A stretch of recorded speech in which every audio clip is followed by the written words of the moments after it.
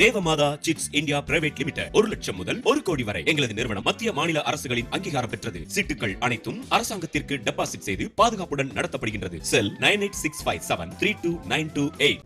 வணக்கம் சகோதர சகோதரிகளே, இன்னைக்கு நான் எங்க போய்கிட்டு இருக்கேன் அப்படின்னு பார்த்தீங்கன்னா, திருநெல்வேலி மாவட்டத்தில் இருக்கக்கூடிய கூத்தங்குழி அப்படிங்கிற ஒரு கடற்கரை கிராமம். இந்த கிராமத்தில் இருக்கக்கூடிய புனித கித்தேரியம்மாள் திருத்தலத்திற்கு தான் போய்கிட்டு இருக்கேன். வாங்க. நான் தூத்துக்குடியிலிருந்து மணப்பாடு பெரியதால உவரி வழியாக இந்த ஊருக்கு நான் போனேன். நல்லா ஈஸியாக ரோடு அப்படிங்கிறதுனால என்னுடைய பயணம் கடற்கரை காற்றோடு மிகவும் சுகமாக அமைந்தது நண்பர்களே. வழியெங்கும் பெரிய பெரிய மணல் தேரிகள் பார்க்க முடிந்தது. அவ்வளவாக வாகனங்கள் எதுவும் இல்லாத இந்த சாலையில் ஒரு அருமையான ஒரு பயணம்.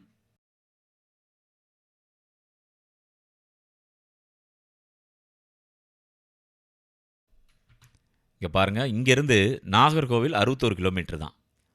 இது மாதிரி மண்டைக்காடுக்கு 82 கிலோமீட்டர், திருவனந்தபுரம் 131 கிலோமீட்டர் மட்டும்தான். நீங்கள் நாகர்கோவில் வழியாகவும் வரலாம் ஈஸியாக. 5 கிராமத்துலேருந்து ரொம்ப சுலபமாக வரலாம். அங்கே 5 கிராமத்துலேருந்து பார்த்தீங்கன்னா ஒரு 25-28 கிலோமீட்டருக்குள்ளே தான் இருக்கும். அதேமாதிரி தூத்துக்குடி வழியாக திருச்செந்தூர் வந்து நீங்கள் திருச்செந்தூர்லேருந்து உவரி வழியாக செல்லக்கூடிய சாலையில் வந்தீங்கன்னா இந்த ஊருக்கு வந்துடலாம். போகிற வழியில் தான் நம்பியாறு அப்படிங்கிற ஒரு ஆற்றங்கரை கண்டேன். இங்கே பாருங்கள், இதுதான் நம்பியாறு.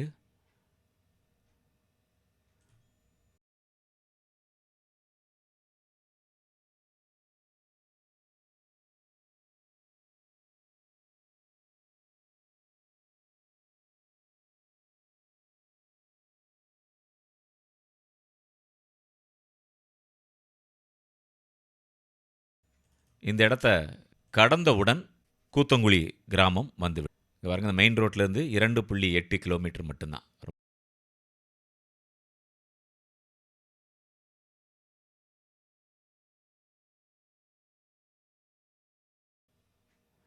அருமையான ஒரு ஆர்ச்சி போட்டிருக்காங்க. புனித கித்தேரியம்மாள் ஆலயத்திற்கு செல்லக்கூடிய வழி இதுதான் உங்களுக்கு அடையாளம். இங்கிருந்து நீங்கள் நேராக அந்த ஊருக்குள்ளே வந்துடலாம். பாருங்கள், நிறைய காத்தாடிகளாக தான் இருக்குது ஊர் ஃபுல்லாகவே. நல்லா அருமையான மரங்கள்லாம் இருக்குது பாருங்கள். நான் சரியாக ஒரு மதியம் 1:30 மணிக்கு நான் கிளம்புனேன் தூத்துக்குடியிலேருந்து. ஒரு 3:30லேருந்து 4 மணிக்கு உள்ளாராகவே அந்த ஊருக்கு நான் போய் சேர்ந்துட்டேன்.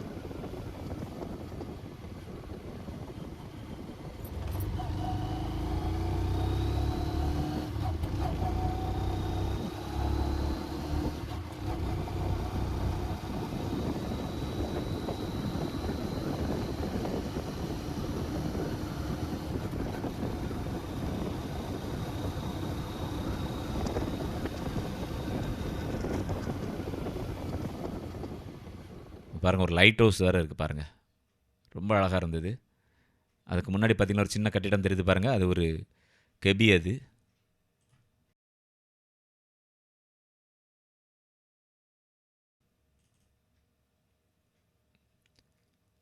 ஊருக்கு வந்தாச்சு. இந்த ஊரில் நிறையா ஆலயங்கள் சிற்றாலயங்கள்லாம் இருக்குதுன்னு சொன்னாங்க. இங்கே பாருங்கள், இது வந்து ஊர் கோவில். இது வந்து 3 ராஜாக்கள் ஆலயம். 3 ராஜாக்களின் ஆலயம். நம்ம கிறிஸ்து பிறப்போடு 3 ராஜாக்கள் வந்தாங்க இல்லையா, அவங்களுக்காக கட்டப்பட்ட ஆலயம் இது.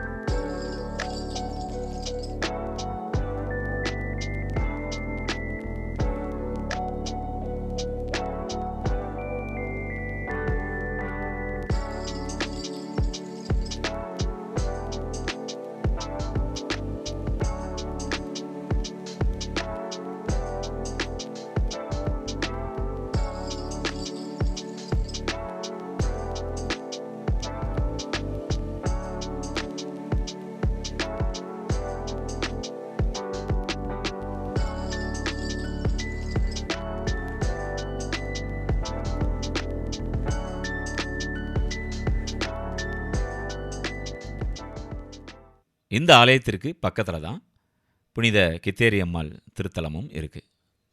அந்த வளாகத்தை ஒட்டி தான். இந்த இவ்வளோ தான் வித்தியாசம் பாருங்கள்.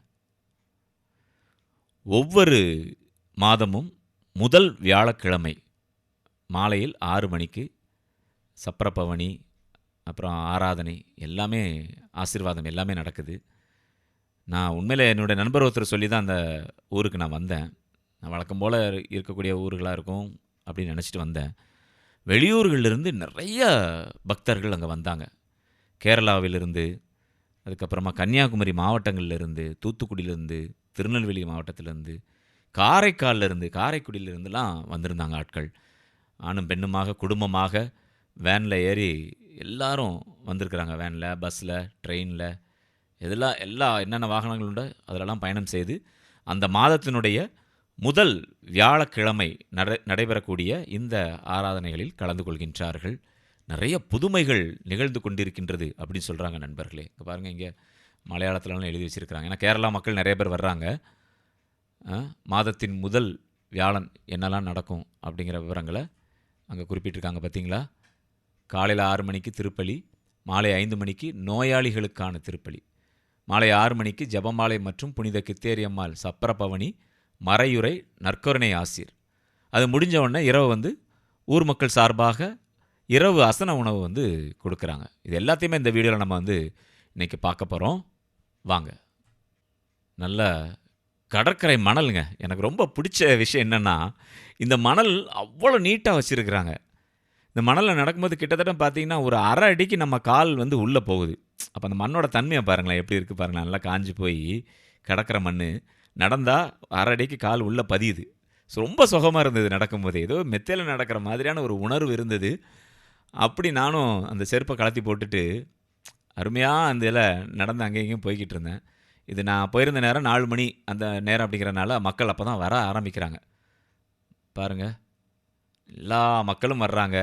எல்லா மதத்தை சேர்ந்த மக்களும் அங்கே நான் பார்த்தேன் நண்பர்களே. ரொம்ப எனக்கு என்ன சொல்ல, ஒரு இன்ப அதிர்ச்சியாக இருந்தது அதெல்லாம். இந்த வளாகத்தில் பாருங்கள், அன்னைக்கு ஒரு அற்புதமான ஒரு கெபி, நாமே அமல உற்பவம் அப்படின்னு போட்டு ஃபுல் ஃபைபரில் இந்த கெபி கட்டியிருக்காங்க. வழக்கமாக அந்த கல் பாறைகளை வச்சு கட்டுவாங்க கெபிலாம், மணல் வச்சு. இந்த கெபி full and full fibre use பண்ணி கட்டியிருக்காங்க. அதனால் தண்ணி மேலேருந்து விழும்போது அவ்வளோ அற்புதமாக இருந்தது. சரி வாங்க, இந்த புனித கித்தேரி அம்மாள் அப்படின்னா நிறைய பேர் இவங்க யார், எங்கே உள்ள புனிதர் அப்படின்னு சொல்லி கேட்டுட்ருக்காங்க. இன்னும் புரியாமே இருக்கிறாங்க. அவரை பற்றிய வரலாறுகள் கேள்விப்படும்போது அவ்வளோ ஒரு ஆச்சரியமாக இருக்குது. நான் இந்த புனிதரை பற்றி நான் கேள்விப்பட்டிருக்கேன், ஆனால் முழுமையாக அறிந்ததில்லை. நேற்று நான் இந்த ஆலயத்திற்கு போய் அவர்களை பற்றி முழுமையாக அறிந்து கொண்டேன். அங்கே ஒரு சொரூபம் இருந்துச்சுங்க, பார்த்து அப்படியே புல்லரிச்சிட்டேன். அவ்வளோ தத்ரூபமாக வச்சுருக்கிறாங்க இந்த புனிதருடைய அந்த சொரூபம். அதை நான் உள்ளே போகும்போது பார்த்திங்கன்னா ஸ்க்ரீன் போட்டு மூடி வச்சுருந்தாங்க. அதே நம்ம பார்ப்போம். அதுக்கு முன்னாடி அந்த புனிதர் செய்த விஷயங்கள் என்ன அப்படிங்கிறத நம்ம பார்ப்போம். அந்த புனிதரை பற்றியும் பார்ப்போம். இதுதான் அங்கே உள்ள கொடிமரம் பாருங்கள். இது 2 கொடிமரம் இருக்குங்க. ஒன்று இந்த புனித கித்தேரி அம்மாள் ஆலயத்தினுடைய கொடிமரம், அந்த 3 ராஜாக்களுடைய ஆலயத்தினுடைய கொடிமரம் அந்த பக்கம் இருக்கும். அந்த கோயிலுக்கு முன்பாக அது இருக்குது.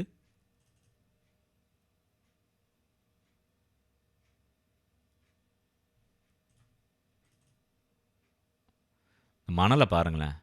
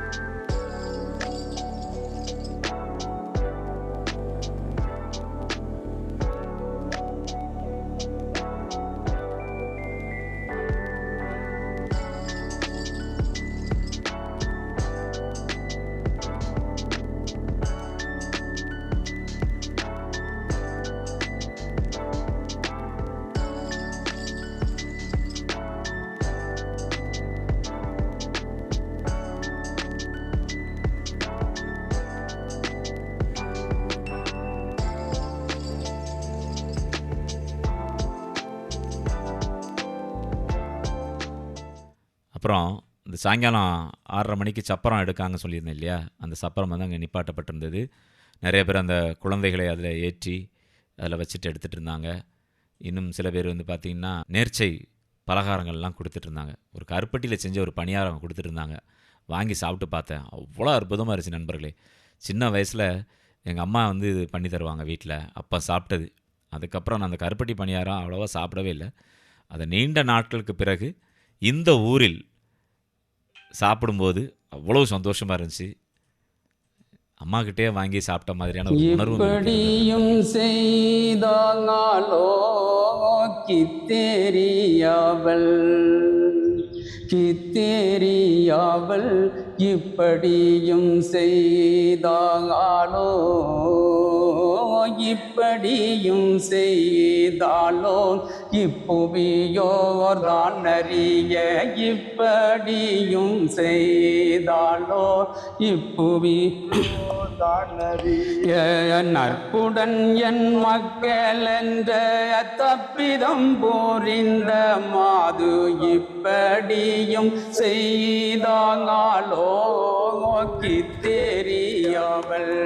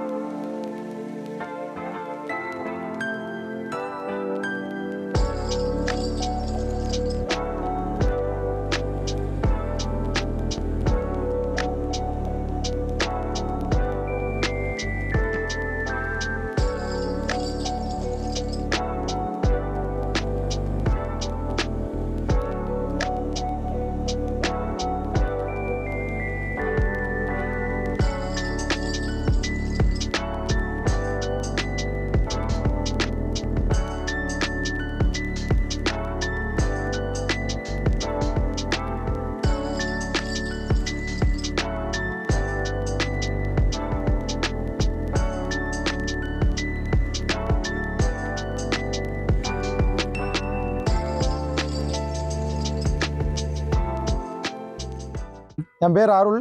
நான் தூய வளன் தொடக்கப்பள்ளியில் ஆசிரியராக ஒர்க் பண்ணிக்கிட்டு இருக்கேன். இந்த ஊர் தானே உங்களுக்கு? எனக்கு சொந்த ஊர் கூத்தங்குழி தான். கூத்தங்குழி தான்.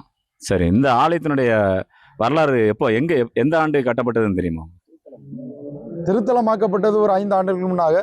சரி. இந்த கோயில் கட்டப்பட்டது ஒரு 7 தலைமுறைக்கு முன்னாடி.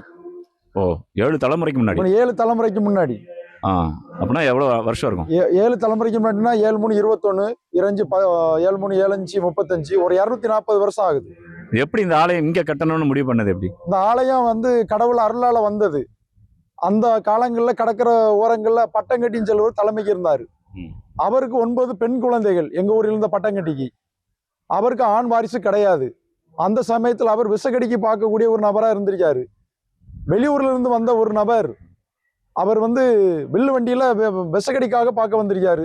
இந்த ஊர்ல அவர் வைத்தியராகவும் இருந்திருக்காரு. பட்டங்கட்டி சொல்ற ஊர் தலைமைக்கு பட்டங்கட்டி வரும்போது அவர் வீட்டு முத்தல்ல பெண் குழந்தைகளும் ஆண் குழந்தைகளும் விளையாடிக்கிட்டு இருந்திருக்கு. அப்ப வந்தவர் இவருடைய பொருளாதாரத்தையும் பார்த்து குழந்தை செல்வங்களை பார்த்து உங்களுக்கு கடவுள் நிறைய செல்வ செழிப்பு தந்திருக்காரு, பிள்ளை செல்வங்களும் தந்திருக்காருன்னு சொல்லும்போது அவர் கொஞ்சம் முகம் கோணியிருக்காரு. ஐயா, இது ஏன் பெண் குழந்தைகள் தான் என் குழந்தைகள், ஆண் குழந்தைகள் என்னுடைய குழந்தைகள் கிடையாது அப்படின்னு சொல்லி வருத்தப்பட்டிருக்காரு. அப்ப அவர் சொல்லியிருக்காரு, மணக்கரையில ஒரு சின்ன கோயில் இருக்கு, அங்க நீங்க வரும்போது அந்த தெய்வத்திட்ட வேண்டிக்கிறங்க, அவங்க பேரு கித்தேரியம்மாள் அப்படின்னு சொல்லியிருக்காங்க. வில்லு வண்டி போகும்போது அவங்க ஒரு கொஞ்சம் மண் எடுத்துட்டு வந்து எங்க ஊர்ல முதல்ல குருஸ்டடின்னு கட்டினாங்க. அதுக்கு பிறகு அவங்க பெரிய ஆலயமா எழுப்புனாங்க. அந்த டைம்ல அவங்க மனைவிக்கும் ஒரு குழந்தை தங்குது, அவங்க மகளுக்கும் மூத்த மகளுக்கும் ஒரு குழந்தை தங்குது. 2 பேரும் முதல்ல இந்த ஊர்ல கித்தேரியான், அந்த கித்தேரியம்மாள் தாயின் பேரால கித்தேரியான் என்று வைக்கப்படுகிறது. ஒரு பட்டங்கட்டின்னு சொல்ற தலைமை பேர்ல அவருக்கு பேர் கித்தேரியான் பட்டங்கட்டி என்றும், அவர் பிள்ளையின் மகளுக்கு அவர் உபதேசார் வேலை பார்த்தால கித்தேரியா உபதேசார் என்றும் அழைக்கப்பட்டார்கள். இவங்க 2 பேரும் முழுமையா கடவுளுடைய கிருபையாலையும் கித்தேரி தாயின் வரத்தினாலும் பிறந்தவர்கள் தாயின் வயிற்றில். இவங்க 2 பேருக்குள்ள சிறப்பு என்னன்னா 2 பேரும் பாடுவதில் வல்லவர்கள். இந்த டைம்ல கித்தேரியா 2 பேருமே வளர்ந்து வராங்க. குமர பருவம் அந்த பருவு நல்ல திரண்ட வாலிப பருவத்துல கித்தேரியான் உபதேசர் சுகமில்லாம போகிறாரு. சுகமில்லாம போகும்போது அவர் ஒரு நேர்த்தி கடன் செலுத்துறாரு. அதுக்கு முன்னாடி கித்தேரியான் பட்டம் கட்டி இந்த தாயின் வரலாறு ஒரு சில அவருக்கு தெரிந்த தகவலின் பிரகாரம் நடத்தி கொண்டு இருக்கிறார். அந்த நாடகம் முழுமையாக வரலாறு தெரியாததனால் அந்த நாடகம் முற்று பெறவில்லை. அப்ப இவர் என்ன சொல்றாருன்னா, எனக்கு நீங்க நல்ல சுதந்திரம் தான், நான் உங்களுடைய வரலாற்றை முழுமையா எழுதுவேன் அப்படின்னு இவர் ஒரு நேர்த்தி கடன் செலுத்துறாரு. அந்த தாயின் பக்கத்துல உட்கார்ந்து இவருக்கு நல்ல சுகம் கிடைக்குது. அவருக்கு ஒரே பயம், இந்த வரலாறு நமக்கு தெரியாத இந்த வரலாறு எங்க இருந்து கொண்டு வர்றதுன்னு சொல்லிட்டு அவர் பயத்திலே இருந்திருக்காரு, தெய்வ குற்றம் ஆயிரும். அந்த நேரத்துல இந்த எங்க ஊரின் பாதுகாவலர் தூய கச்சீரமா கனவில் தோன்றி, நீ ஒன்னும் பயப்பட வேண்டாம், என்னுடைய வரலாறு மதுரை மீனாட்சி அம்மன் கோயில்ல என்னுடைய வரலாறு வீரமா முனிவர்ல எழுதப்பட்ட கிச்சேரியன் அம்மானு சொல்ற இடத்துல இருக்கி, நீ ஒண்ணு வருத்தப்பட வேண்டாம், அங்க போ, நான் உனக்கு உதவி செய்வேன், என் வரலாறு நீ முழுமையா தெரிஞ்சுக்கலாம். அங்க போய் அவங்க அங்க இருந்து அந்த வரலாற்றை தெரிஞ்சுக்கிட்டு தான் வீரமா முனிவர் எழுதின கிச்சேரி அம்மானு சொல்ற வரலாற்றுல இருந்துதான் கொண்டு வந்து அவர் முழுமையா எழுதியிருக்காரு. இந்த வரலாறு மதுரையில இருந்துச்சா? ஆமா, மதுரை மீனாட்சி அம்மன் கோயிலுக்கு தான் போனதை சொல்றாங்க மூதாதையர்கள். முழுமையான தகவல் எங்களுக்கு தெரியாது. ஆனா கிச்சேரியா அம்மானை படித்த எல்லாவங்களும் தெரியும். அது வீரமா முனிவரால் எழுதப்பட்டது. அவர் தமிழ்நாட்டுலதான் வீரமா முனிவர் அளிக்கப்படுது. அவருடைய முழுமையான பெயர் ஜோசப் கான்ஸ்டாண்ட் ஜோசப் பெஸ்கி. அவர் ஒரு இயேசு சபை சாமியார். இங்க வந்த நாள் அவர் வீரமா முனிவர் அளிக்கப்பட்டார். அவர் தான் அவங்க பேரை ஸ்பானிய மொழியில ஜெயின் குச்சேரியா இருந்ததை தூய தமிழ்ல கிச்சேரி அம்மான்னு எழுதுறாரு. அந்த வரலாறு இன்னைக்கு சிறப்பு மிக்கதா எங்க ஊர்ல நடக்குது. இந்த சில நாட்களுக்கு முன்னாடி நடந்து முடிந்தது. அந்த வரலாற்றுல நிறைய விஷயங்கள் கர்நாடக சங்கீதம் மாடல்ல பாடலாவே எழுதப்பட்டுள்ளது. அது நம்மள மாதிரி வேசங்கிசம் கொட்டெல்லாம் எதுவுமே இருக்காது. அவங்களுடைய வரலாறு, அந்த வரலாற்றுல என்ன சொல்லப்பட்டீங்கன்னா, அவங்க போர்ச்சுகல் நாட்டுல அன்றைய காலத்துல ஸ்பானிய தேசத்துல ஒரு பகுதியான போர்ச்சுகல், இன்னைக்கு போர்ச்சுகல் நாடு, அந்த நாட்டுல ஆழ்ந்த பிரபுக்கு மகளா பிறந்ததாகவும் 9 பெண் குழந்தைகள் அவங்க தாய்நூல் கருவயிற்றில் பிறந்ததாகவும், அவங்க 9 பிள்ளைகள் பிறந்தனால அந்த 9 பிள்ளைகளும் எனக்கு தவறா பிறந்ததுன்னு அரசர் சொல்லிடுவான்னு சொல்லி கடல்லையோ எங்க நீங்க வீசிருங்கன்னு சொன்னதாகவும் வரலாற்றுல எழுதப்பட்டுள்ளது. அந்த சமயத்துல அவங்களுக்கு இருந்த அந்த பணிப்பெண் ஒரு கிறிஸ்தவ மதத்தை சார்ந்ததால அந்த கிறிஸ்தவ பெண் யாருக்குமே தெரியாம அந்த சிசுக்களை கொள்ள மனசு இல்லாம அவங்க என்ன பண்றாங்கன்னா, அவங்களுக்கு தெரிஞ்ச ஒரு அந்த காலத்துல ஒரு ஆசிரமத்துல கொடுத்து வளர்றாங்க. அவங்களும் வளர்ந்து வராங்க. வளர்ந்து வந்த போது அவங்க கேட்கறாங்க, யாரு நாங்க யாரு அப்படின்னு சொல்லி கேட்கும்போது அவங்க அப்ப அந்த வளர்த்தவர் சொல்றாரு, நீங்க இந்த நாட்டின் பிரிவினுடைய மக்கள், அதாவது ஒரு சிற்றரசுடைய மக்கள் நீங்க அப்படின்னு சொல்லும்போது அந்த நாட்டுக்கே அவங்க கடவுளை அறிவிக்கிறதுக்காக போறாங்க. அங்க போகும்போது எல்லா உண்மையும் தெரிய வருது அரசருக்கு. அரசர் வரும்போது நீங்க நம்ம மதத்துக்கு மாறுங்கன்னு சொல்றாங்க. அவங்க சொல்றாங்க, நாங்க கிறிஸ்துவ விட்டு வரவே மாட்டோம் அப்படி சொல்லும் போது மித்த 8 பேரையும் இந்த கிச்சேரி அம்மாள் அனுப்பி வச்சுட்டு அவங்க மட்டும் தகப்பங்கிட்ட போராடுறாங்க. போராடும் போது அவங்க எவ்வி விதத்துல துன்புறுத்தப்பட்டாலும் கடவுளை விட்டு கொடுக்கவே இல்லை. கடைசியில் என்ன ஆகுது, அரசர் தன் சுயநலத்துக்காக, தன் பிரஸ்டிஜுக்காக தன் மகளை கழுத்தை அறுக்க சொல்றாரு. அவங்க பொம்பேர்னு சொல்ற மலையில இன்னைக்கு இருக்கு, போர்ச்சுகல் நாட்டுல ஏறன்னு சொல்ற இடத்துல இன்னைக்கு இருக்கு. அந்த இடத்துல அவங்க தலை துண்டிக்கப்படுறாங்க. சேர்மான் சொல்ற ஒரு ராசனால அவங்க முறை மாப்பிளால வெட்டப்படுறாங்க. அந்த வெட்டுப்பட்ட சரசை தூக்கிட்டு அவங்க பல மைல் தூரத்துக்கு நடந்து போறாங்க. அங்க அவங்க அடக்கம் செய்யப்படுறாங்க.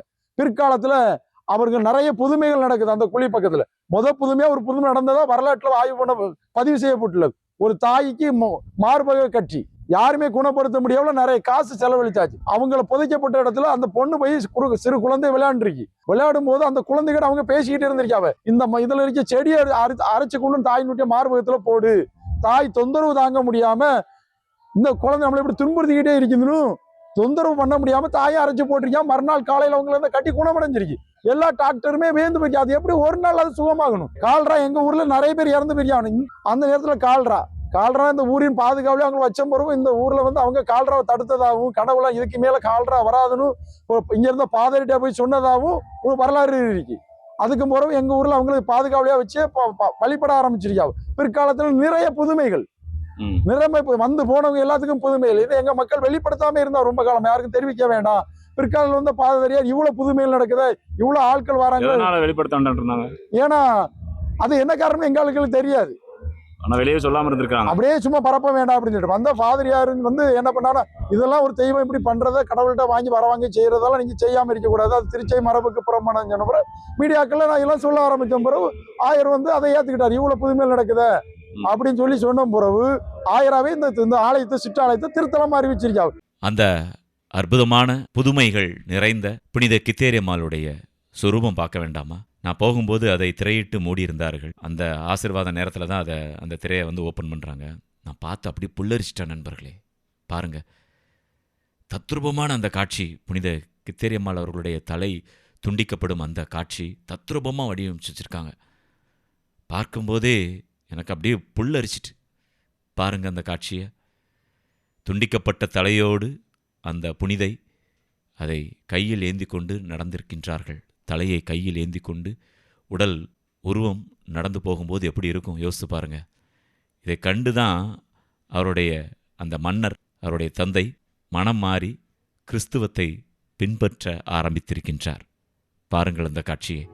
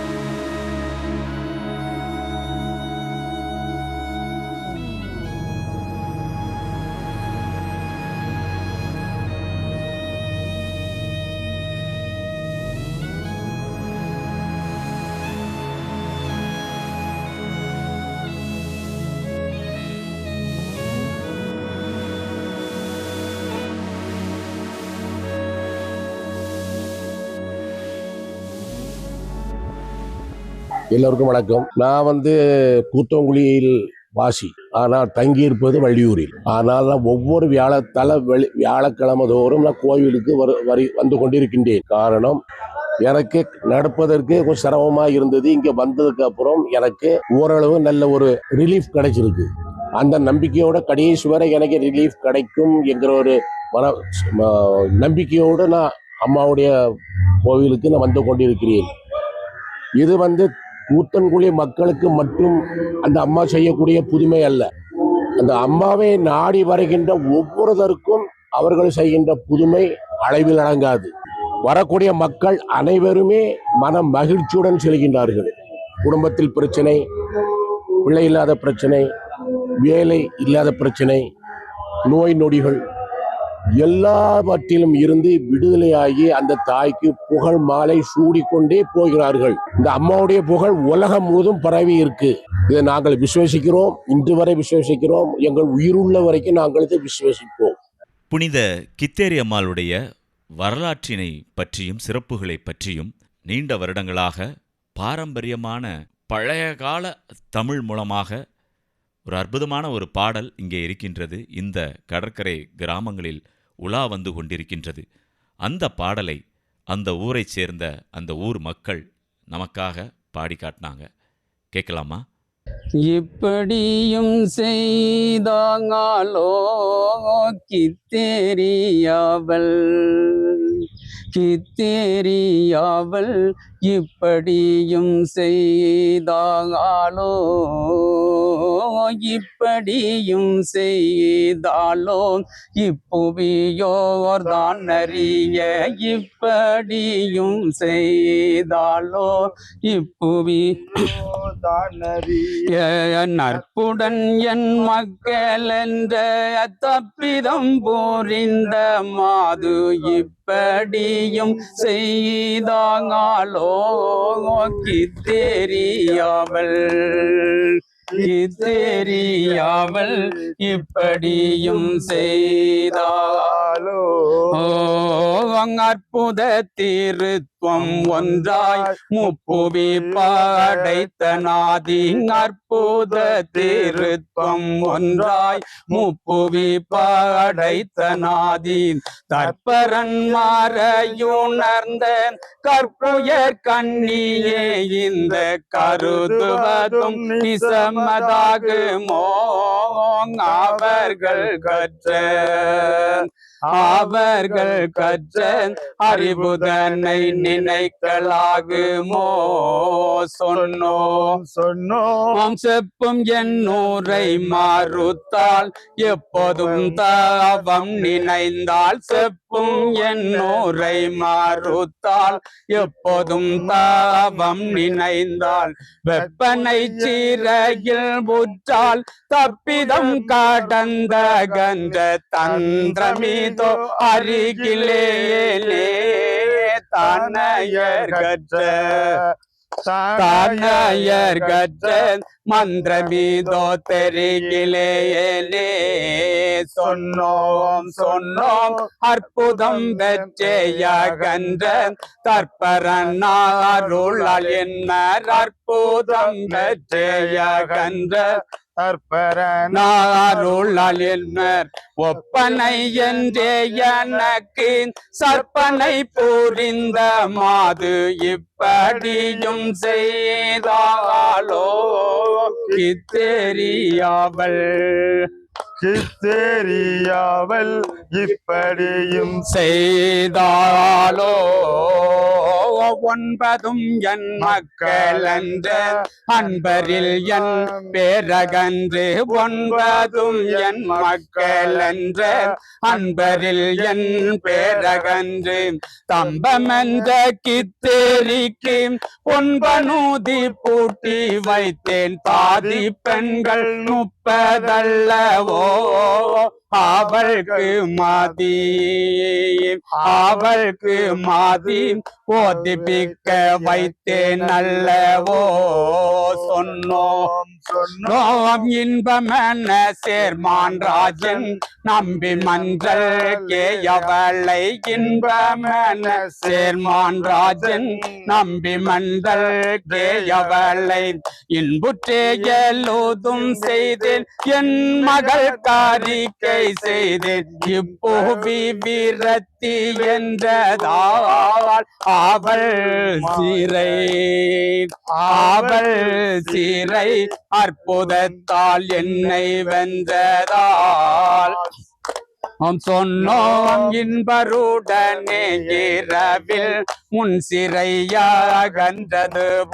இன்பருடனே இரவில் முன் சிறையாகன்றதுவும் தம்பமில்லாதேயகன்று கொம்பெர் வரை கேகியவள் இப்படியும் செய்தாலோ கித்தெரியாவல்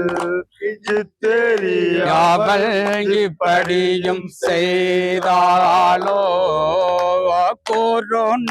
கோரோனாடாலேசியான் என் வருதிதவராது கற்ற கோரோனாடாலேசியான் என் வருதிதவராது கற்ற அருள்மறை மாருத்தியனது பரமசிவனை துதித்து அண்ணல் கோவர் தேசம் சொன்னதால் அவள் மனம்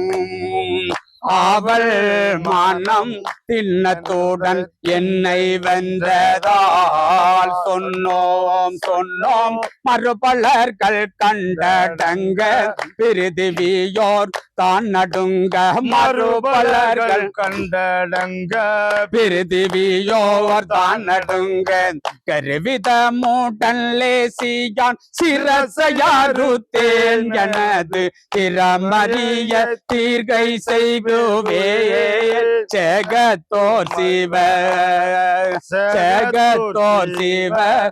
மனை தோதிக்க செய்குவே சொன்னோம் உறுதியுடன் சேயர் மானை கருதுய் வர அழைத்து நாளை உறுதியுடன் சேயர் மானை கருதி வர அழைத்து நாளை பரிதி கோபியும் அந்த அறிவையை பிடிக்க செய்வேன் இப்படியும் செய்தாலோ கித்தெரியாவல்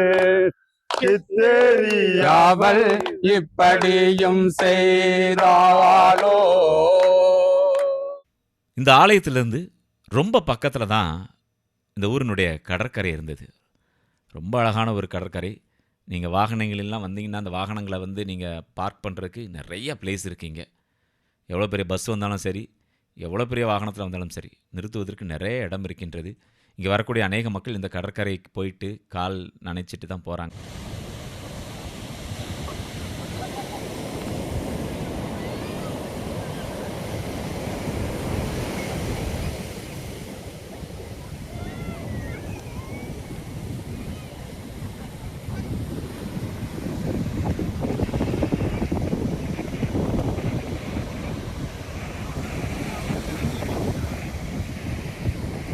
அதே மாதிரி இங்கே இருக்கக்கூடிய ஆலயத்தின் பின்புறம் வந்து மணல் இருக்குது, அந்த புனித மணல். அந்த மணலை வந்து விவசாயிகள் நிறைய பேர் எடுத்துகிட்டு போய் நாற்று நடுவதற்கு முன்பாக அந்த மணலை அவர்களுடைய அந்த விவசாய நிலத்தில் வந்து தூவுறாங்க. ரியல் எஸ்டேட் பண்ணிகிட்டு இருக்கிற அந்த அதிபர்கள் நிறைய பேர் வந்து அவங்களுடைய ஃப்ளாட்டுகளில் இடம்லாம் சீக்கிரம் சேல் ஆகணும் அப்படின்னு சொல்லி பிரார்த்தனை செஞ்சுட்டு அந்த மணலை கொண்டு வந்து தூவுறாங்க. புதுசாக வீடு கட்டுறவங்க பூமி பூஜை செய்கிறாங்க இல்லையா, அந்த நேரத்தில் அந்த மணலை அந்த குழியில் இட்டு அதுக்கப்புறமா பூமி பூஜையை ஆரம்பிக்கிறாங்க. அவங்களுடைய இல்லறம் நல்லபடியாக இருக்க வேண்டும் அப்படிங்கிற ஒரு எண்ணத்தை கொண்டு இருக்கிறாங்க. அதே மாதிரி வந்து பார்த்திங்கன்னா நிறைய பிரார்த்தனைகள், குழந்தை பேர் வேண்டி நிறைய பேர் அங்கே வந்திருக்கிறாங்க. காரைக்காலிலேருந்து மகாலிங்கம் அப்படின்னு சொல்லி ஒரு பையன் வந்திருந்தார். அவர் ஒரு விஷயம் சொன்னார், அதை அவங்களுக்கு நான் வீடியோவில் இடையில வந்து நான் சொல்கிறேன். இப்படி நிறைய பேர் என்னால் அங்கே சந்திக்க முடிந்தது. எல்லாருமே விசுவாசத்தோடையே வந்திருக்கிறாங்க. அந்த விசுவாசத்திற்கு ஏற்ப அவங்களுக்கு நல்ல விஷயங்கள்லாம் நடக்குது. அதனால் நன்றி கூறக்கூடிய விதமாகவும் அங்கே வந்திருக்கிற பக்தர்களை நிறைய பேர் என்னால் சந்திக்க முடிஞ்சுது. இத்தனை நாட்கள் நம்ம அந்த தூத்துக்குடி மாவட்டத்தில் இருக்கோம். கிட்டத்தட்ட பார்த்திங்கன்னா தூத்துக்குடியிலேருந்து இந்த ஊருக்கு ஒரு 70-75 கிலோமீட்டர் தான் இருக்கும். ஆனால் நான் ஒரு முறை கூட வந்ததே கிடையாது. ஆனால் இப்படி அருமையான ஒரு ஆலயத்தை வந்து நம்ம மிஸ் பண்ணியிருக்கோமே அப்படின்னு சொல்லி எனக்கு ரொம்ப வருத்தமாக தான் இருந்தது. சப்பரம் எப்படி இருப்பாங்க அப்படின்னு சொல்லி ரொம்ப ஆர்வமாக காத்திருந்தேன். அந்த மக்கள்லாம் வந்துட்டு பாருங்கள், அந்த நூல் வாங்கி அந்த கையில் கட்டிக்கிறாங்க. அந்த சப்பர ஊர்வலம் அந்த ஆலயத்தையும் ஊரையும் சுற்றி கடற்கரை வழியாக வருகிறது. அது முடிகிற வரைக்கும் எல்லாருமே அந்த நூலை கையில் கட்டியிருக்கின்றார்கள். என்னை அழைச்சிட்டு போன என்னுடைய நண்பர் இவர் தான்.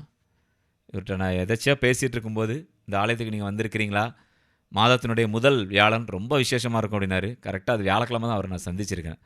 அவர் மூலமாகத்தான் புனித கித்தேரி அம்மாள் என்னை இந்த ஆலயத்திற்கு வர வைத்திருக்கின்றார் அப்படிங்கிற ஒரு நம்பிக்கை எனக்குள்ளே எழுந்தது. நண்பர்களே, இங்கே பாருங்கள், மக்கள்லாம் வர ஆரம்பிச்சிட்ருக்காங்க கொஞ்சம் கொஞ்சமாக. மற்ற நாட்கள், அதாவது மற்ற மாதத்தினுடைய மற்ற வியாழக்கிழமைகள்லாம் வந்து பார்த்திங்கன்னா மதியம் ஆராதனை நடக்குமா, அதோடு முடிஞ்சிடும். ஆனால் மாதத்தின் முதல் வியாழன் மட்டும்தான் மாலை இந்த சிறப்பு ஆராதனை ஆசீர்வாதமும் வந்து நடக்குது. நண்பர்களே, நீங்கள் இதில் கலந்துக்கோங்க. அவ்வளோ ஒரு வல்லமை கிடைக்குது, அப்படி ஒரு வல்லமை கிடைக்கின்றது அப்படின்னு சொல்லி இங்கே வரக்கூடிய பக்தர்கள் வந்து சொல்கிறாங்க. இப்போது எங்கள் கூட அந்த ஒருத்தர் நடந்து வராரு பார்த்தீங்களா, அந்த வேஷ்டி கட்டியிருக்காரு பாருங்கள். அவர் ஒரு முக்கியமான ஒரு நபர், முக்கியமான நபருக்கு முக்கியமானவர். அவங்க யார் அப்படிங்கிறத இப்போ நான் உங்களுக்கு சொல்கிறேன். இந்த ஊரில் பிறந்து இந்த ஊரில் வளர்ந்து திருமணமானது உவரியில். இவருடைய மனைவி, அவங்க பெயர் வந்து ஜெயந்தி. அவங்கள எல்லோரும் வந்து அக்கா என்று தான் அழைக்கிறாங்க. அவங்க வந்து கித்தேரி அம்மாளின் அருளை பெற்றவர் அப்படின்னு வந்து சொல்கிறாங்க.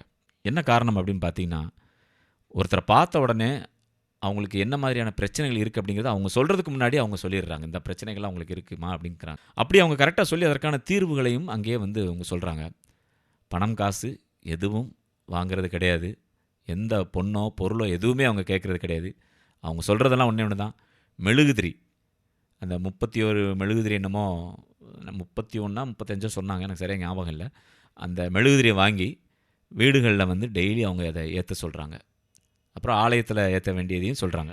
அதுக்கேற்ற மாதிரி நம்ம பண்ணிட்டு வந்தால் நமக்கு இருக்கக்கூடிய பிரச்சனைகள்லாம் தீர்ந்துருது. முதல்ல இதை வந்து என்னோடய நண்பர் வந்து சொல்லும்போது எனக்கு அவ்வளோவா நம்பிக்கையே இல்லை.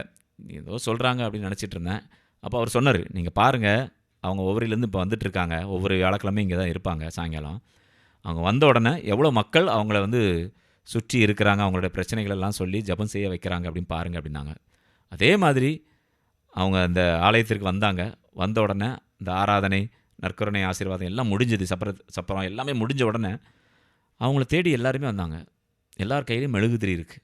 அதை கொடுத்து அவங்கள ஜெபிக்க சொல்லி அதை வாங்குகிறாங்க. நிறைய பேர் அவங்களுடைய இல்லத்திற்கு அவர்களை அழைத்து வந்து அந்த வீட்டில் வச்சு அவங்க ப்ரேயர் பண்ணாங்கன்னா ரொம்ப நல்ல ஒரு ஆசீர்வாதம் கிடைக்குன்னு ஒரு நம்பிக்கையோடு அவங்கள அழைச்சிட்டு போகிறதையும் என்னால் பார்க்க முடிந்தது. நண்பர்களே, நான் அப்போ அவங்கக்கிட்ட கேட்டேன், இதுக்கு நீங்கள் ஏதாவது அவங்களுக்கு வந்து கட்டணமாக கொடுக்குறீங்களா, அப்படின்னு கேட்டபோது எல்லாருமே மறுத்தாங்க. யாருமே இது வரைக்கும் நாங்கள் கொடுத்ததில்ல. அவங்க வாங்க மாட்டாங்க முதல்ல அவங்கள விளம்பரப்படுத்துறதே அவங்களுக்கு பிடிக்காது. நிறைய பேர் வந்து கேட்டாங்க. அதனால் அவங்க விளம்பரப்படுத்துறதுக்கு அவங்க வந்து விருப்பப்பட மாட்டாங்கன்னாங்க.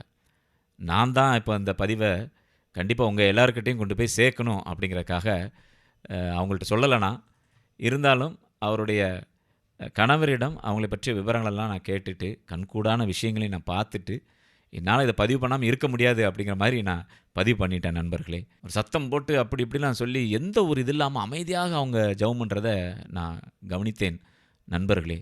இவ்வளோ நாளாக எப்படி இந்த மாதிரி ஆட்களை வந்து நம்ம சந்திக்காமல் இருந்தோம் அப்படின்னு எனக்கு ரொம்ப ஆச்சரியமாக இருந்தது. சரி,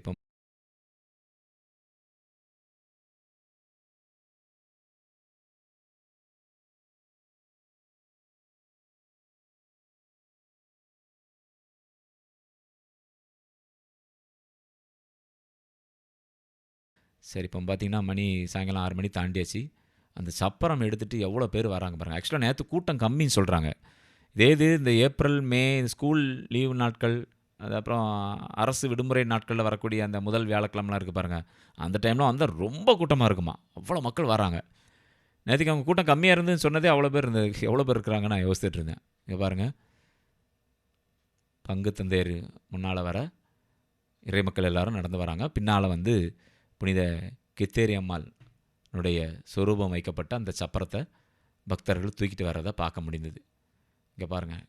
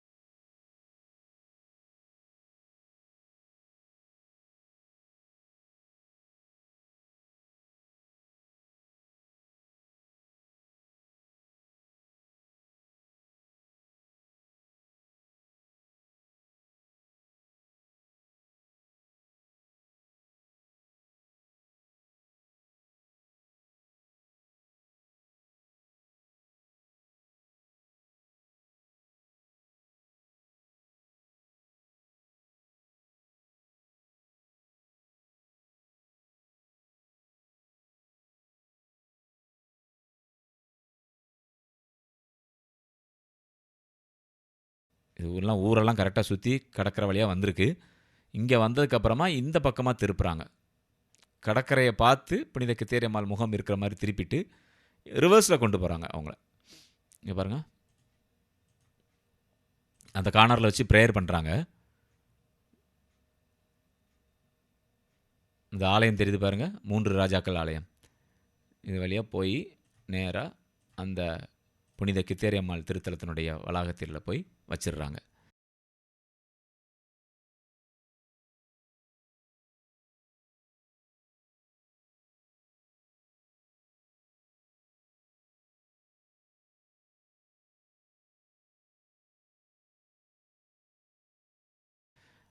அதுக்கப்புறம் தான் நற்கருணை ஆசீர்வாதம், ஆராதனையும் நற்கருணை ஆசீர்வாதமும் நடக்குது நண்பர்களே.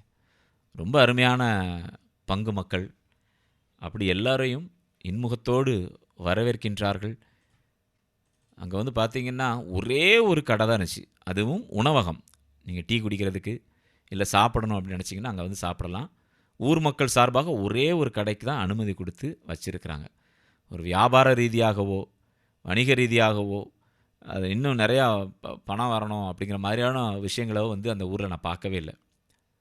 மக்கள் இந்த அன்னையை பற்றி தெரிந்து கொள்ள வேண்டும், எல்லோரும் பலன் பெற வேண்டும் அப்படிங்கிற ஒரு நல்ல எண்ணத்தில் இந்த கூத்தங்குழி மக்கள் செயல்பட்டு வருவது கண்கூடாக தெரிந்தது நண்பர்களே. அதனால தான் அவ்வளோ கூட்டம் வருது அந்த கடற்கரை கிராமத்தை தேடி.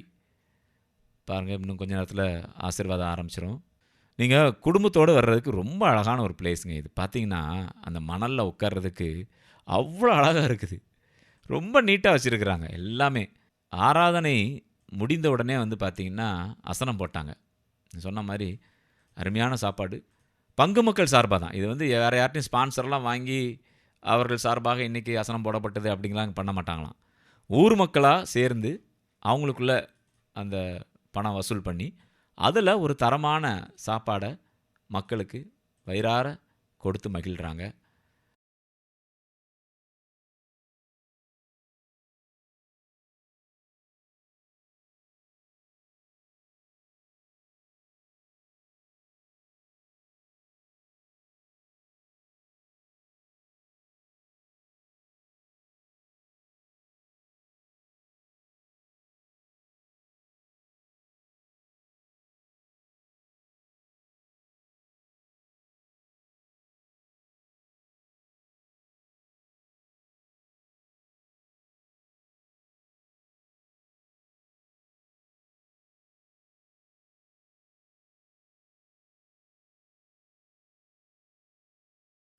அதுபோக இன்னொரு விஷயம் என்னென்னு பார்த்தீங்கன்னா, அந்த நம்ம அதாவது தட்டில் தான் சாப்பாடு தராங்க, இலலாம் கிடையாது.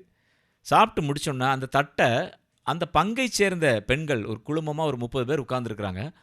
உட்கார்ந்து அவங்க அதை எல்லாமே வந்து பார்த்தீங்கன்னா கழுவி வச்சிட்டு இருந்தாங்க. நம்ம சாப்பிட்ட தட்டை அவங்க கழுவுறாங்க. அது ஒரு இறைபணியாக அவர்கள் செய்து கொண்டிருப்பதை பார்க்க முடிந்தது. கூத்தங்குழி மக்கள் எவ்வளோ ஒரு உன்னதமான பணியை செய்து வருகின்றார்கள் அப்படிங்கிறத பார்க்க முடிந்தது. நான் அந்த வீடியோ எடுக்கும்போது நிறைய பேர் வேண்டாம் இதெல்லாம் எதுக்கு எடுத்து போடுறீங்க, இது நாங்கள் விளம்பரத்துக்காகலாம் செய்யலை பிரதர் அப்படின்னாங்க. ஆனால் எனக்கு வந்து இவங்க எல்லாத்தையும் வந்து எல்லாருக்கிட்டையும் காட்டணும். எவ்வளவோ விஷயங்கள் இன்றைக்கி சோஷியல் மீடியாவில் வெளியே வந்துட்டுருக்கு, தேவையில்லாததெல்லாம். இதெல்லாம் தேவையில்லை விஷயம் தானே. சத்தமே காட்டாமல் ஒரு கிராமத்துக்குள்ளே கடைக்கோடியில் இருக்குது. தூத்துக்குடியிலேருந்து வந்தீங்கன்னா அந்த ஊருக்கு போகிறது கிட்டத்தட்ட 3 hours 4 hours கிட்ட வரும். அந்த கிராமத்துக்குள்ளே உட்காந்துருக்குறாங்க.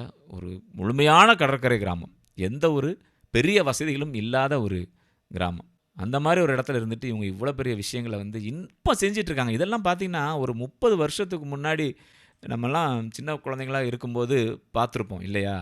இப்போலாம் செய்கிறதுக்கு ஆள் இருக்கா? இன்றைக்கி இருக்கக்கூடிய தலைமுறை இதை எடுத்து பண்ணுவாங்களா அப்படின்னா ஒரு பெரிய கேள்விக்குறியாக இருந்தது. ஆனால் இந்த ஊருக்கு வந்தால் இப்போ இருக்கிற ஜென்ரேஷன் தான் அதிகமாக வந்து இந்த மாதிரியான காரியங்களில் ஈடுபட்டுருக்காங்க, சப்போர்ட் பண்ணிகிட்ருக்காங்க. அப்படிங்கும்போது ரொம்ப ஆச்சரியமாக இருந்தது. இரவு ஆன உடனே எல்லாருமே என்ன பண்ணுறாங்க பாருங்கள். இப்போ வியாழக்கிழமை நடக்குது இல்லையா, அங்கேயே தங்கிடுறாங்க. வீட்டில் இருந்தே நிறைய பேர் பெட்ஷீட்லாம் கொண்டு வந்து அங்கெங்கெல்லாம் போய் தரையிலலாம் படுக்கல யாரும். எல்லாம் மணலில் பெட்ஷீட்டை விரித்து படுத்துக்கிறாங்க. நல்லா மெத்த மாதிரி தான் அந்த இடம் இருக்குது. சொன்னேன் இல்லையா, ஆளுக்கு ஒரு பெட்ஷீட்டை விரித்து படுத்துடுறாங்க. விடிய காலம் ஒரு பூசை இருக்குது, அந்த பூசையை பார்த்துட்டு அதுக்கப்புறம் எல்லோரும் ஊருக்கு கிளம்பி போகிறாங்க. நீங்களும் வந்தீங்கன்னா இங்கே தங்குவதற்கு ஏதுவாக இந்த மாதிரி பெட்ஷீட் இதெல்லாம் வந்து கொண்டு வாங்க. பேஸ்ட்டு ப்ரஷ்லாம் கொண்டு வந்துடுங்க. கடற்கரை இருக்குது, இங்கே ரெஸ்ட் ரூம் வசதி எல்லாமே, டாய்லெட் ஃபெசிலிட்டி எல்லாமே வச்சுருக்கிறாங்க. தண்ணீர் வசதியிலேருந்து எல்லாமே உங்களுக்கு இருக்குது. நீங்கள் பகலில் சாப்பிட்றதுக்கு ஒரு சின்ன அந்த ஊர் மக்கள் சார்பாக ஒரு ஹோட்டலும் இருக்குது, நல்ல தரமான சாப்பாடும் வந்து கொடுக்குறாங்க. நீங்கள் அதனால் வியாழக்கிழமை நீங்கள் அந்த ஆராதனைக்கு வரும்பொழுது தங்குற மாதிரியே நீங்கள் பிளான் பண்ணி வந்துருங்க. அப்போ தான் காலையில் பூசையும் பார்த்துட்டு நீங்கள் போகலாம். ஏன்னா நைட்டு வந்து வாகன வசதிகள் வந்து கிடையாது. முதல்ல அது ஒரு விஷயம் இருக்குது. நீங்கள் 9-10 மணிக்கு மேலே பஸ்ஸெல்லாம் பிடிச்சி நீங்கள் திருச்செந்தூருக்கோ நாகர்கோவிலுக்கோ போகணும் அப்படின்னு நினச்சிங்கன்னா அது கொஞ்சம் கடினமான காரியமாக இருக்கும். அதனால தான் எல்லாருமே இங்கே மோஸ்ட்லி வந்து தங்கிடுறாங்க. ஒரு கொசுகடி கிடையாது, ஒன்றுமே கிடையாதுங்க. அவ்வளோ அற்புதமாக இருந்தது. இரவு நானும் தங்கலாம் அப்படின்னு தான் திட்டமிட்டிருந்தேன். ஆனால் மறுநாள் காலையில் எனக்கு ஒரு முக்கியமான ஒரு பணி வந்து அதற்கான அலைபேசி மூலமாக அந்த தகவல் வந்ததுனால உடனடியாக கிளம்ப வேண்டியதாயிடுச்சு. நான் கரெக்டாக அங்கேருந்து ஒரு 10:30 மணிக்கு கிளம்புனேன். தூத்துக்குடிக்கு வந்து சேரும் பொழுது ஒரு 12:45 கிட்ட ஆயிடுச்சு. காலையில் ஒரு வேலை இருந்ததுனால நான் கிளம்பி வர வேண்டியதாகிடுச்சு. ஆனால் நீங்கள் அப்படி வராதிங்க. எனக்கு தங்கியிருக்குன்னு ஆசை, ஆனால் நான் பெட்ஷீட் எதுவுமே நான் முதல்ல கொண்டு போகலை. நான் என்ன நினச்சேன், போய் கோயிலை போய் நம்ம பார்த்துட்டு வீடியோ எடுத்துகிட்டு வந்துடலாம் அப்படின்னு நினச்சிட்டு தான் போனேன். ஆனால் அங்கே இப்படி தங்கி இருந்து நம்ம பண்ணலாம் அப்படிங்கிற ஒரு விஷயம் அங்கே போனப்புறம் தான் எனக்கு தெரிந்தது. அதற்கான வசதிகள் எதுவும் நான் கொண்டு போகாமல் போனதுனாலேயும் எனக்கு வேலை இருந்ததுனால உடனடியாக கிளம்ப வேண்டிய ஒரு சூழல் இருந்தது நண்பர்களே. நீங்கள் போனீங்கன்னா கண்டிப்பாக தங்கியிருந்து புனித கித்தேரி அம்மாளின் அருளாசியை பெறுங்கள். அந்த சகோதரி ஜெயந்தி அவர்களையும் சந்தியுங்கள். இந்த வீடியோ உங்களுக்கு பிடிச்சிருந்துச்சுன்னா கமெண்ட்டில் உங்களுடைய கருத்துக்களை வந்து தெரியப்படுத்துங்க, லைக் பண்ணுங்கள். மறக்காமல் சப்ஸ்கிரைப் பண்ணிவிட்டு இந்த சேனலை வந்து நீங்கள் பாருங்கள் நண்பர்களே. நிறைய பேர் பார்க்குறீங்க, ஆனால் எல்லாம் சப்ஸ்கிரைப் பண்ணாமே பார்க்குறீங்க. நீங்கள் சப்ஸ்கிரைப் பண்ணி எனக்கு சப்போர்ட் பண்ணுங்கள். இன்னும் நிறைய ஆலயங்களை உங்களுக்காக நான் என்னுடைய இந்த காணொளியில் இடம்பெற செய்கின்றேன். மீண்டும் மற்றும் ஒரு பதிவில் உங்களை சந்திக்கும் வரை உங்களிடமிருந்து வணக்கம் கூறி விடைபெறுவது உங்கள் அன்புக்கு சொந்தமான அன்பு அறிவிப்பாளர் ஆர். ஜூட். வணக்கம் அன்புள்ளங்களே.